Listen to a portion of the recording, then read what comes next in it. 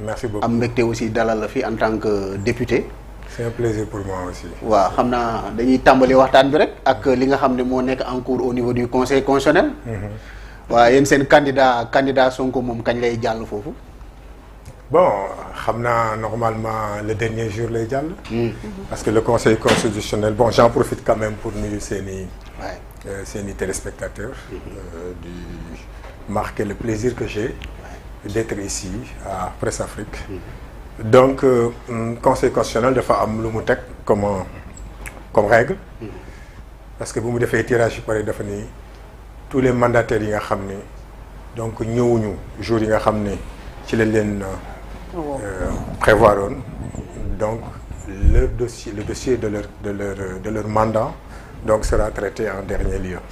Malheureusement maître Ciré Clédor Ly bi nga xam ne moo nekkoon le mandataire du président Ousmane Sonko a eu des problèmes de santé.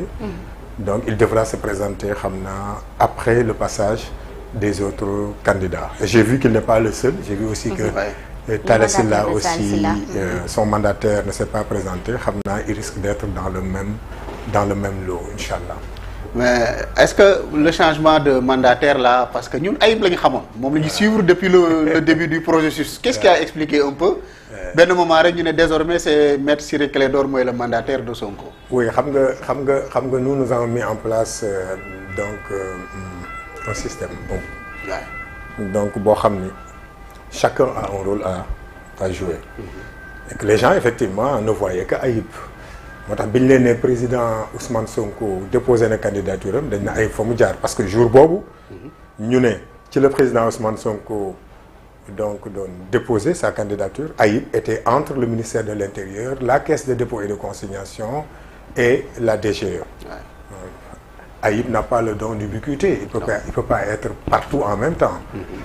donc boobu maître Ciré Clédor déposé na le premier jour. Donc le président Ousmane Sonko a été le premier à avoir déposé son dossier en bonne et due forme avec toutes les 9 pièces que le conseil constitutionnel donc demande. looloo tax effectivement bi ñuy def tirage bi ñu woo ko donc maître Ciré Clédor devait quand même terminer le processus et il l'a fait. maintenant lii di xew présentement conseil constitutionnel ñun ñëpp ñu koy suivre ndoo au jour le jour est-ce que dal na xel. waaw clé yi baaxul des fois. tur yi nga pare ne nekkul ci fichier bi pour un autre candidat c'est une autre raison. finalement est-ce que candidat bu demagul amul ay crainte par exemple. oui mais non c'est tout à fait normal que candidat bu demagul am ay crainte. parce qu'il y a beaucoup de suspicions autour donc du parrainage. autour de l'organisation même du parrainage et autour du traitement du parrainage. Il y a beaucoup de suspicions. loolu moom mënul ñàkk. moo tax nous en appelons à la responsabilité du Conseil constitutionnel. Ñun nous faisons partie des gens qui ont toujours dit depuis 2019 que nous étions contre le parrainage. Il est antidémocratique. Il limite le droit des citoyens à accéder à des responsabilités présidentielles dans ce pays. La CEDEAO a demandé donc au Sénégal de revoir le parrainage. Il y a même des propositions que nous avions eu à faire à l'Assemblée nationale.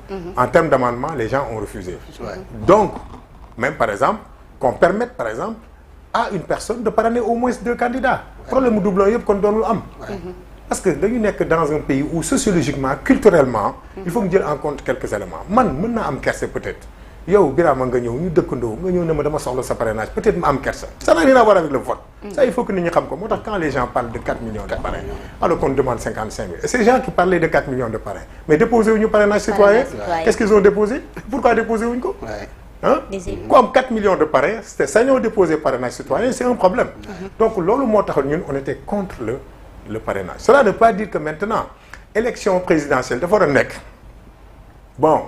dañ ko war a banaliser telle sorte qu'on ait une centaine de candidats. Ça aussi, c'est quelque chose qu'il faut revoir. Donc il faut essayer de trouver là, je veux dire le juste milieu pour éviter que nous décrédibiliser la fonction présidentielle, mais en même temps qu'on permette à des candidats de participer à l'élection présidentielle.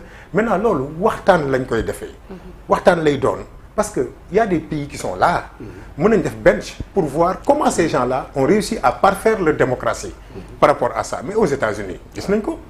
il y a les démocrates, il y a les républicains. Dans d'autres pays aussi. On peut organiser ça. Mais c'est que le Sénégal, moo toll foo xam ni depuis qu'on a un président comme Macky Sall, tout le monde pense qu'il peut être président de la République. Loolu aussi, c'est autre chose. Donc, il y a, pour moi, un ndëpp électoral wala national bu ñu war a def concernant sur ces questions-là. Mais pour en revenir au parrainage, on a des suspicions. Parce que nit ñi génn li ñuy wax dëgg la wala dëgg, ça doit pousser à la réflexion. Mais c'est vrai que nag quand même. C'est un mal nécessaire. C'est un mal nécessaire. Non, non. Et depuis le début, moi je dis ce que je pense. Il y a peut-être un peu de crédibilité boo xam ne conseil constitutionnel mu ngi koy jéem a wone en termes de transparence. Ah, ça c'est clair. Parce que bu ñu la joxee clé bi. bu ñu la rejeté bu ñu la joxee clé bi. dinañ la bindal tous les détails ci rejet yi même doublon yi sax dañ lay wax doublon bi diw nga ko bokkal diw mii dafa parrainé Biram ba pare parrainé madame dañ la koy bindal. maintenant yooyu yëpp nag moo tax après ñu war a toog ñu xool.